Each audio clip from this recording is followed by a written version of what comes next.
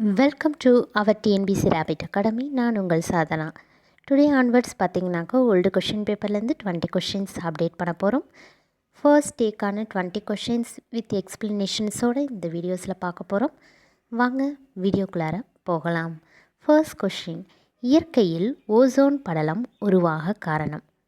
Ozone படலம் பார்த்திங்கனாக்கா ozone அப்படிங்கிறது ஆக்சிஜனோட மூவணு மூலக்கூறு. இதுதான் பார்த்திங்கன்னா சூரியனோட புற ஊதா கதிர்கள் வந்துட்டு பூமியை வந்தடையாமல் பாதுகாக்கக்கூடியது. இந்த ஓசோன் படலம் இந்த யூவி கதிர்கள் ஆக்சிஜனோட வினை புரியறதுனால மட்டும்தான் உருவாகுது. ஸோ எனக்கு ஆப்ஷன் பி தான் கரெக்டு. இயற்கையில் ஓசோன் படலம் எவ்வாறு உருவாகிறது?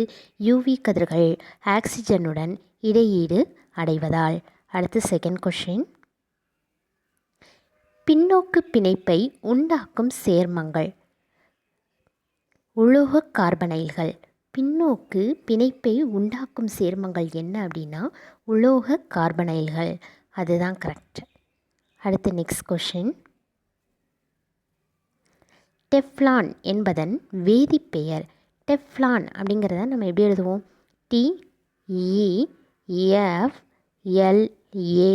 TEFLAN. T for tetra.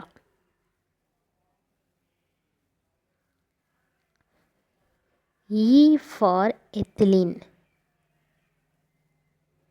F for fluoro.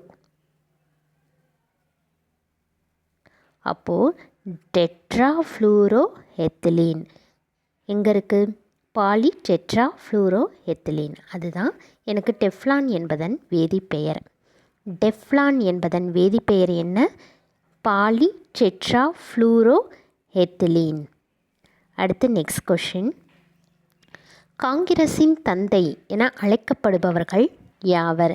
காங்கிரஸின் தந்தை பார்த்திங்கன்னா ஆலன் ஆக்டேவியன் ஹியூம். இது நல்லா தெரிஞ்ச ஒன்று.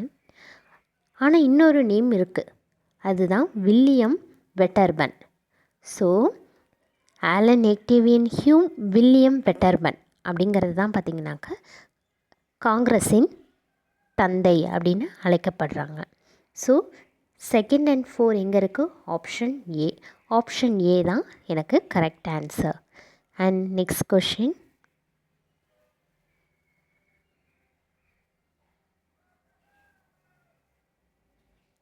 இந்தியாவின் முதல் திட்டக்குழுவின் தலைவர் யார் அப்படின்னா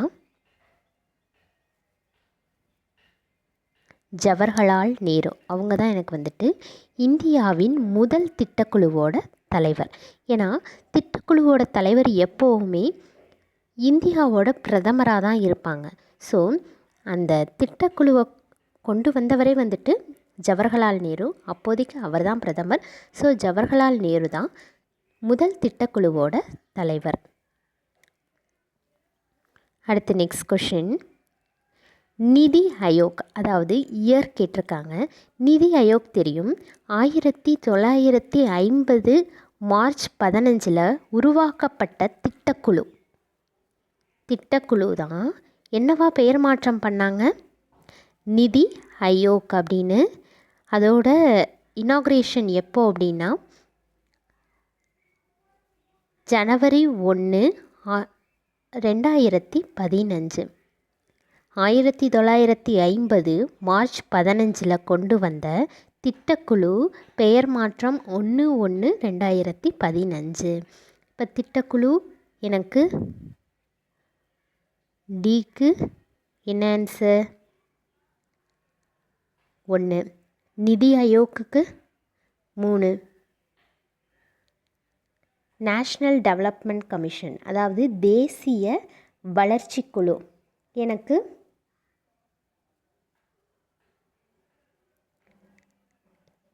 1952 கொண்டு வந்திருப்பாங்க. ஸோ பிக்கு எனக்கு 4. அடுத்து நிதிக்குழு 1951 கொண்டு வந்திருப்பாங்க. ஸோ 2.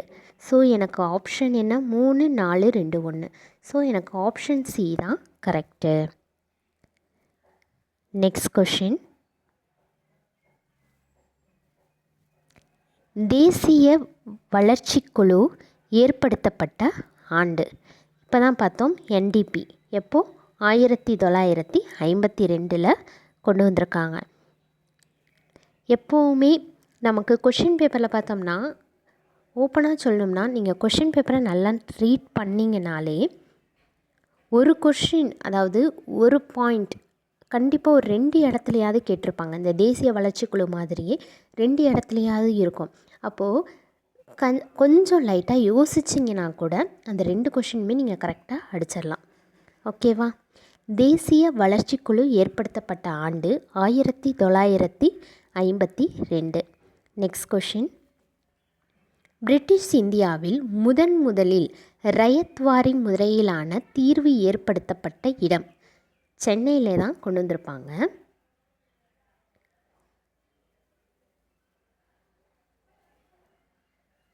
பிரிட்டிஷ் இந்தியாவில் முதலில் ரயத்வாரி முறையிலான தீர்வு ஏற்படுத்தப்பட்ட இடம் சென்னை.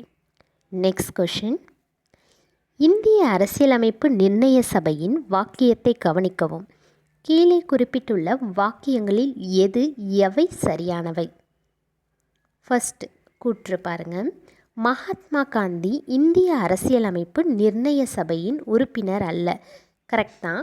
அவர் இந்த விடுதலை போராட்டத்தை அகிம்சை முறையில் மட்டும்தான் வழி நடத்தி இருப்பார். ஆனால் அவர் அரசியல் நிர்ணய சபையில் ஒரு உறுப்பினராக கூட அவர் இல்லை. செகண்ட் ஒன் பார்த்திங்கன்னா, அரசியல் நிர்ணய சபையின் தலைவராக டாக்டர் ராஜேந்திர பிரசாத் டிசம்பர் 11, 1946 தேர்ந்தெடுக்கப்பட்டார். இந்த அரசியல் நிர்ணய சபையோட முதல் கூட்டம் டிசம்பர் 9 கூடியிருப்பாங்க. அப்போ பார்த்திங்கன்னா டாக்டர் சச்சிதானந்த சின்ஹாவை தான் தலைவராக தேர்ந்தெடுத்திருப்பாங்க. அவர் இந்த கூட்டத்தோட நடந்துகிட்ருக்கும் போதே இறந்துடுவார். ஸோ 2 டேஸ்லேயே பார்த்திங்கனாக்க நம்ம டாக்டர் ராஜேந்திர பிரசாத்தை அப்பாயின்ட் பண்ணியிருப்பாங்க நிரந்தர தலைவராக.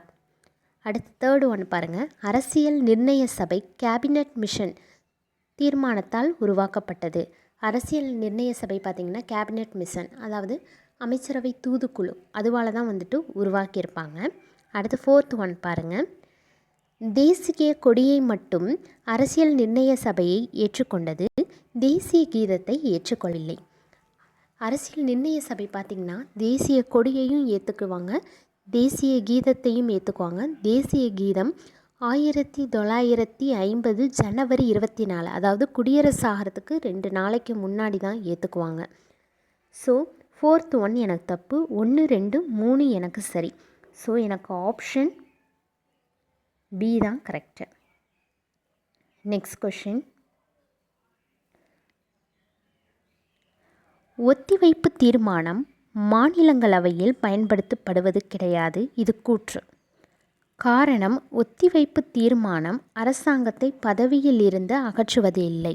அதாவது கூற்று ஒத்திவைப்பு தீர்மானம் மாநிலங்களவையில் பயன்படுத்த மாட்டாங்க அப்படின்னு சொல்லியிருக்காங்க. அதுக்கான ரீசன் ஏன் பயன்படுத்த மாட்டாங்கன்னு தான் சொல்லியிருக்கணும். அதுக்கு பதிலாக இன்னொரு கருத்து சொல்லியிருக்காங்க. ஒத்திவைப்பு தீர்மானம் அரசாங்கத்தை பதவியில் இருந்து அகற்றுவதில்லை. ஸோ காரணம் கரெக்ட் தான், ஆனால் ஏவை எனக்கு என்ன பண்ணலை, டிஸ்கிரைப் பண்ணலை. ஸோ ஆப்ஷன் பி, ஏ மற்றும் ஆர் இரண்டும் சரி, ஆனால் ஆர் என்பது ஏவின் சரியான விளக்கம் அல்ல. Next question. மாவட்ட வளர்ச்சி முகமை உருவாக்கப்பட்ட ஆண்டு 1980. மாவட்ட ஊரக வளர்ச்சி முகமை உருவாக்கப்பட்ட ஆண்டு 1980. Next question. கீழ்கண்டவர்களில் இந்திய துணை குடியரசுத் தலைவர்களாக பதவி வகித்தவர்கள் யார் அப்படின்னா, எனக்கு ஃபர்ஸ்டில் இருக்கக்கூடிய ஹிதயத்துல்லா, அவர் ஒரு வாட்டி துணை குடியரசுத் தலைவராக இருந்திருப்பார். அண்ட் இவரை பற்றி இன்னொரு மேட்டர் சொல்லணும்னா, 2 தடவை குடியரசுத் தலைவர் பதவியை வெவ்வேறு பதவிகளில் இருந்து வகிச்சிருப்பார். அதாவது உச்ச நீதிமன்ற தலைமை நீதிபதி போஸ்டிங்கில் 1 டைம் குடியரசுத் தலைவர் பதவியை வகிச்சிருப்பார்.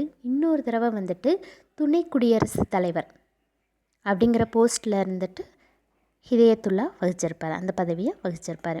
ஸோ எனக்கு ஃபர்ஸ்ட் ஒன் கரெக்டு. ஹிதயத்துல்லா எனக்கு வந்து துணை குடியரசுத் தலைவராக இருந்தார். நெக்ஸ்ட்டு பார்த்திங்கன்னா சங்கர் தயாள் சர்மா, அவரும் வந்துட்டு துணை குடியரசுத் தலைவராக இருந்தார். ஸோ எனக்கு ஆப்ஷன் பி 1 மற்றும் 4 இவங்க தான் துணை குடியரசுத் தலைவர்களாக இருந்தவங்க. அடுத்து நெக்ஸ்ட் கொஷின் பாருங்கள். பாலூட்டிகளில் ப்ரோலாக்டின் தூண்டுவதால் உற்பத்தியாவது பால் தான். ஏன்னா உங்களுக்கு ஒரு ஷார்ட்கட் சொல்கிறேன். இதில் பார்த்திங்கன்னா லாக்டின், பாலில் உள்ள புரதம் லாக்டிக், தாய்ப்பாலில் இருக்கிறது லாக்டோஜெனிக் புரதம். சரிங்களா? அப்போ லாக்டின் இருக்குது, அப்போ டைரெக்டாக என்னது பால் தான். இது இம்பார்ட்டன்ட் கொஷின். பாலூட்டிகளில் ப்ரோலாக்டின் தூண்டுவதால் உற்பத்தியாவது பால்.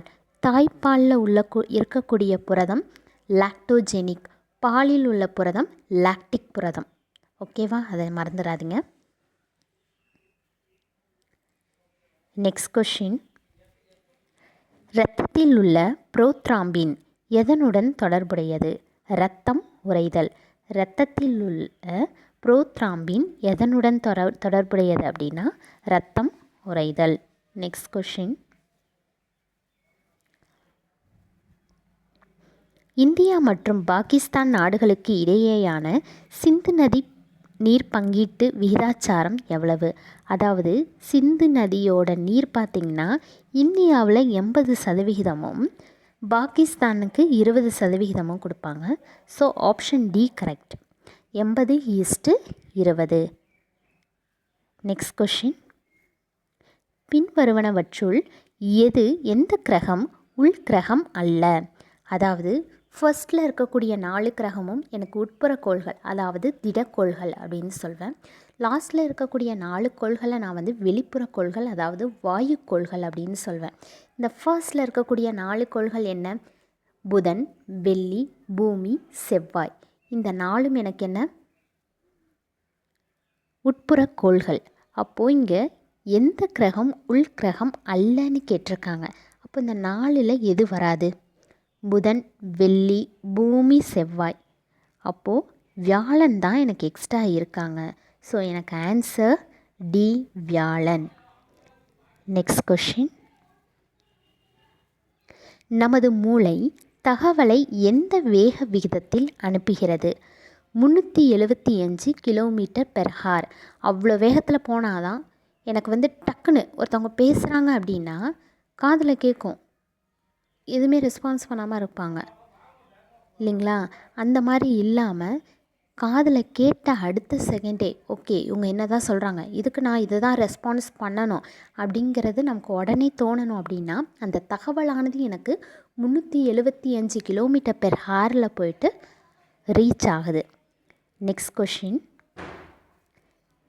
எந்த ஆண்டு கூடைப்பந்து விளையாட்டு தோன்றியது? 1891.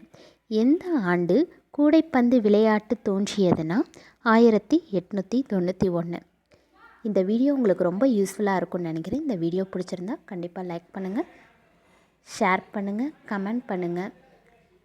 பக்கத்துலேயே இருக்கிற பெல் ஐக்கானை ப்ரெஸ் பண்ண மறக்காதீங்க. அப்போ தான் நாங்கள் போடக்கூடிய வீடியோஸ்லாம் வந்துட்டு உங்களுக்கு உடனுக்குடன் வந்து சேரும். தேங்க்ஸ் ஃபார் வாட்சிங்.